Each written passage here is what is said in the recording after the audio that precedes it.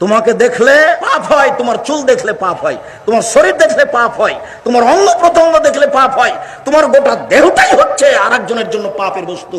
আল্লাহ রাসূল বলছেন আল মারাতু আওরা, মহিলা হচ্ছে ঢেকে রাখা বস্তু, এটা খারাজাত। ও যখন বাড়ি থেকে বের হয় ইস্তাশরাফা শয়তান, শয়তান তখন তাকে পাপের উপরে আরো ক্ষিপ্ত করে তোলে। সেই জন্য তো রাস্তায় যখন হাঁটে তখন কেন জানে কেমন কেমন করে, আনছান আনছান করে, একবার ডান দিকে যায়, একবার বাম দিকে যায়, একবার হাত নাড়ে, একবার চুল নাড়ে, দেখেন না কেমন কেমন করে। তার মানে শয়তান তাকে বেকায়দায় ফেলেছে।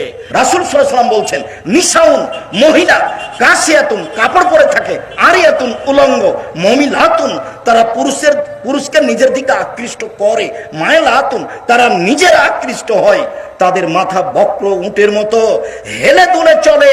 এরা জান্নাতে যাবে না, এরা জান্নাতে তো যাবে না, যাবেই না, এরা জান্নাতে যাবে না, এরা জান্নাতে তো যাবে না, যাবেই না, এরা জান্নাতের গন্ধ পাবে না। সেই জান্নাতের গন্ধ 1 বছরের দূরত্ব পথ থেকে পাওয়া যায়। এটা জান্নাত। এখানে আপনি একটা দ্রুতগামী ঘোড়ায় উঠেছেন, 1 বছর দৌড়িয়ে ঘোড়াটা যেখানে যাবে সেখানে যদি আপনি দাঁড়ান তাহলে জান্নাতের গন্ধ পাবেন। হাদিস বুখারী মুসলিম।